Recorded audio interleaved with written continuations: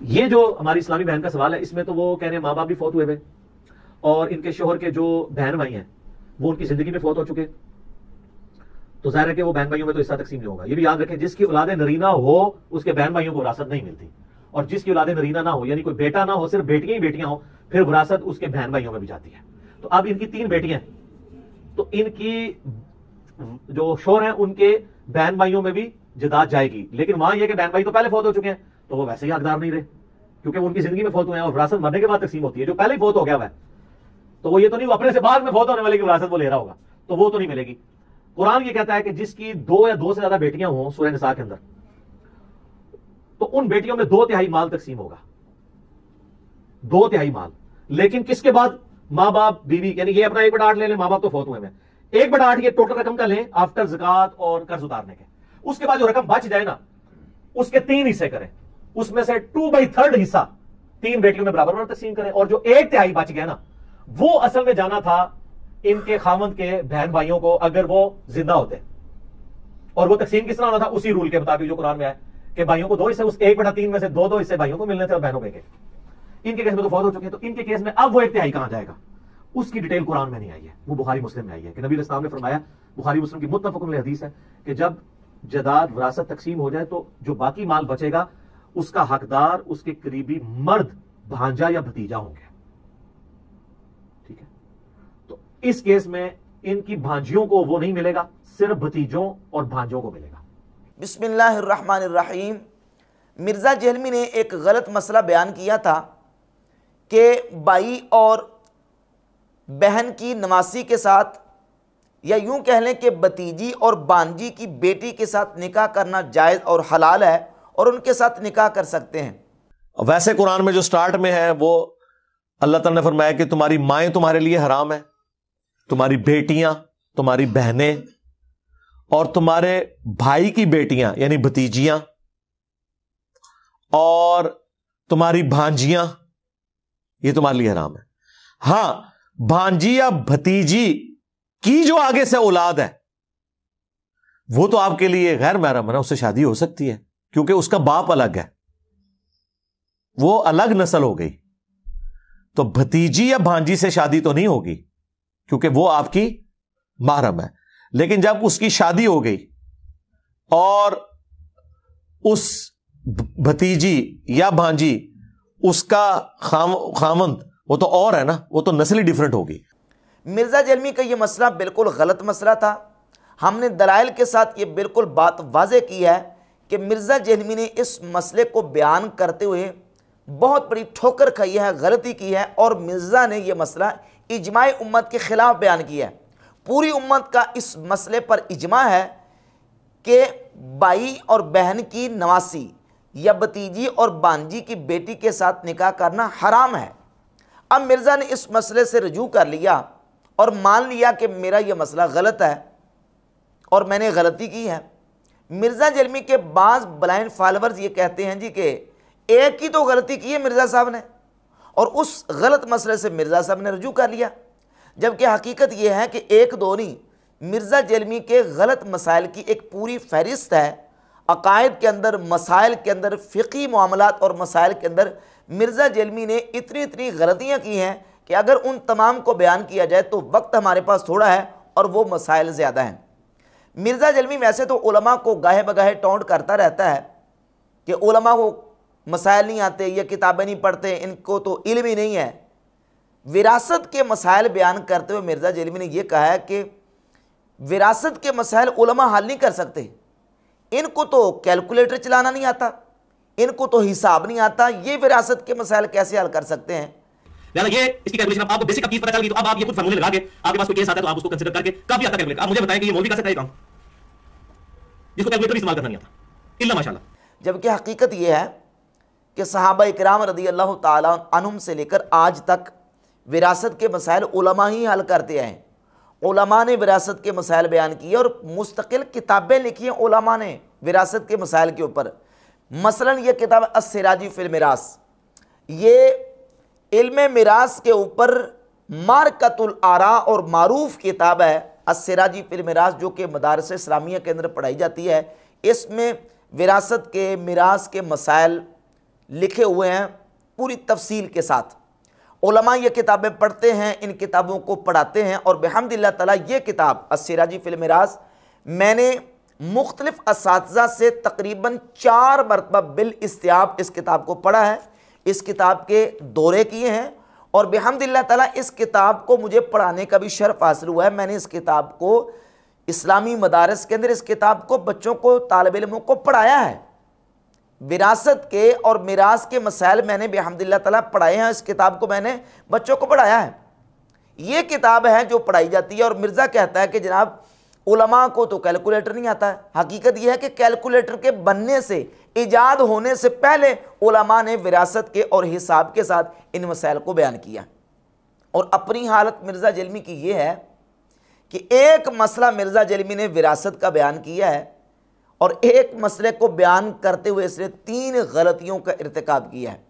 1/8 ये टोटल रकम का लें आफ्टर ज़कात और कर्ज उतारने के, यानी ये अपना 1/8 ले लें, माँ बाप तो फौत हुए हैं, 1/8 ये टोटल रकम का लें। उसके बाद जो रकम बच जाए ना, उसके 3 हिस्से करें कि जब जदाद विरासत तकसीम हो जाए तो जो बाकी माल बचेगा उसका हकदार उसके करीबी मर्द भांजा या भतीजा होंगे। इस केस में इनकी भांजियों को वो नहीं मिलेगा, सिर्फ भतीजों और भांजों को मिलेगा। साहिल ने सवाल ये पूछा है कि एक शख्स फौत हो गया, उसके पीछे उसकी बीवी है और 3 बेटियां हैं, वालिदा भी फौत होगी, वालिद भी फौत हो गए, भाई भी, बहनें भी, हाँ अलबत्ता भतीजे और भांजे उसके मौजूद हैं, और उसने कर्जा भी देना है और उसने ज़कात भी देनी थी। अब इस मसले का जवाब क्या है? तो मिर्ज़ा जलमी ने इसका जवाब दिया। जवाब देते पहली गलती मिर्ज़ा ने यह की है, कहता है कि उस मैयत की विरासत में से, उसके तरके में से, सबसे पहले उस मैयत के तरके में से कर्जा दिया जाएगा और उसकी ज़कात निकाली जाएगी, माल में से ज़कात निकाली जाएगी।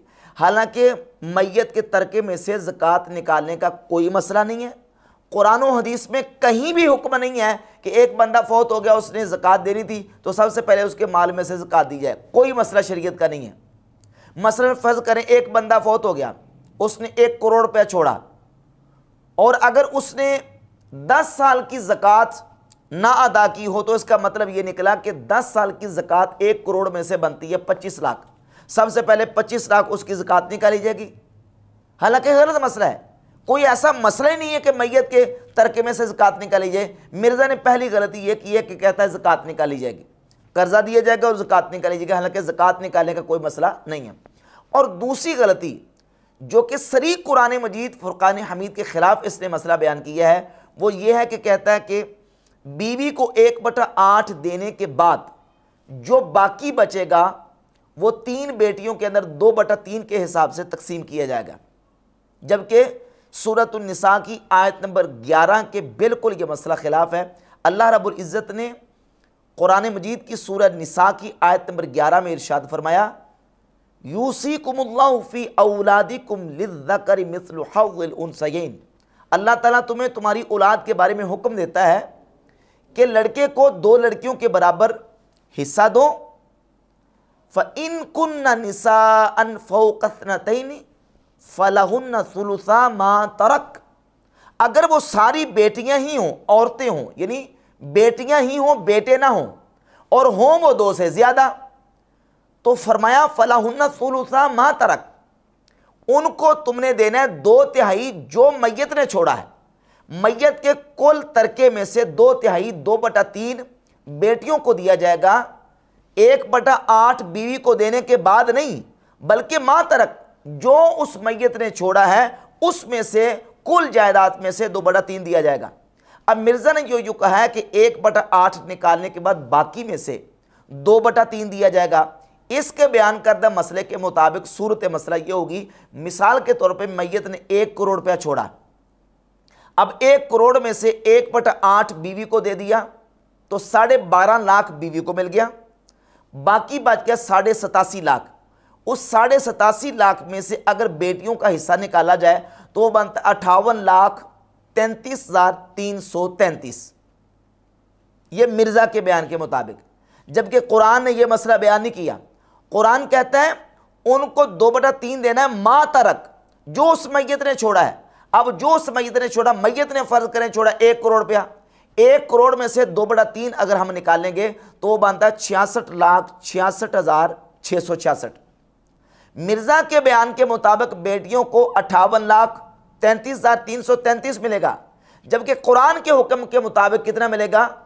66,66,666 कुल जायदाद में से।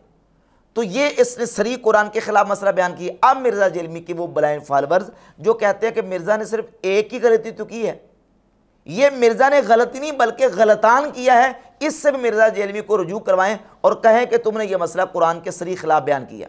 उठाएं सूरत निसा और आयत नंबर 11 निकालें, उसमें अल्लाह रब्बुल इज़्ज़त ने वाज़ेह फरमाया कि बेटियों को जो मैयत ने कुल जायदाद छोड़ी है उसमें से 2/3 दिया जाएगा।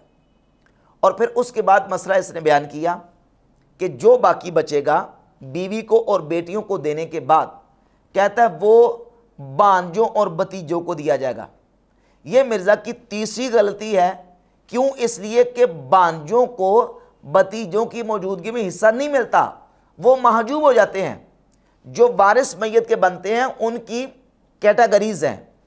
एक पहली कैटेगरी है असहाबुल फ़राइज़ की, जिन्हें ज़वील फ़ुरूज़ कहते हैं, दूसरी असबात की, और फिर उसके बाद आते हैं ज़वील अरहाम। असहाबुल फ़राइज़ या ज़वील फ़ुरूज़ ये उन रिश्तेदारों को कहा जाता है जिनका कुरान ने हिस्सा मुतअय्यन और मुकर्रर कर दिया, और ये टोटल 12 अफराद हैं, जिनमें से 8 ख़वातीन और 4 मर्द हैं, और इनके 6 हिस्से हैं, निस्फ, रुबो, सुमुन, सुलुस, सुलसान और सुदस।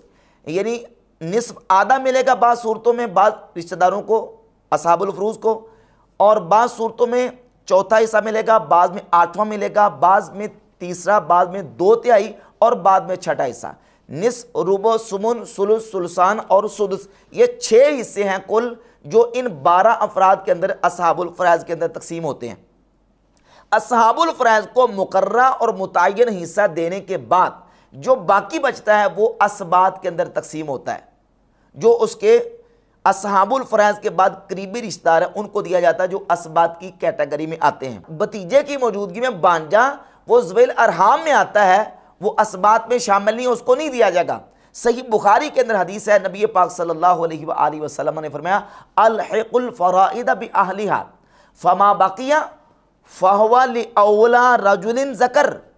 तुम फ़राइज़ को उनके अहल तक पहुंचा दो, जो बाकी बचेगा फहुवा लिअौला रजुलिन ज़कर, बस वो उसके लिए होगा जो मैयत के करीबी होगा, रजुल ज़कर, यानी वो असबा बिनफ्से ही, जिसका ताल्लुक मैयत के साथ मर्द के वास्ते से है, ज़कर के वास्ते से, और वो भतीजा है, बांजा नहीं है। लिहाजा भतीजे को हिस्सा मिलेगा असहाबुल फ़राइज़ के बाद और बांजे को हिस्सा नहीं मिलेगा। तो एक मसले में मिर्ज़ा जेलमी ने 3 गलतियों का इर्तिकाब किया है। एक तो इसने सबसे पहले मैयत के तरके में से ज़कात का हुक्म दिया, यह भी गलत। दूसरा ये कहा कि 1/8 बीवी का निकलने के बाद बाकी में से 2/3 बेटियों को दिया जाएगा, इसमें इसने कुरान की सरी मुखालफत की और बेटियों को घाटा डाला। तीसरा इसने ये कहा कि बीवी और बेटियों को देने के बाद बांजों और भतीजों में बाकी तकसीम किया जाएगा, यह भी इसने गलत मसला बयान किया, सिर्फ भतीजे को मिलेगा, बांजे को नहीं मिलेगा। और अपना जो इसकी ताली और इसका समझने के तहक्कुम किस लेवल का है कि कहता है कि उलमा को तो कैलकुलेटर नहीं आता, उलमा को तो हिसाब नहीं आता, ये कैसे मसाइल को हल करेंगे कि एक मसला बयान करते हुए 3 गलतियों का इर्तिकाब किया है। अब मिर्ज़ा जेलमी के ब्लाइंड फॉलोअर जो हैं वो मिर्ज़ा से इस मसले में भी रुजू करवाएंगे। देखते हैं कि मिर्ज़ा साहब इस मसले में कब रुजू रिकॉर्ड करवाते हैं।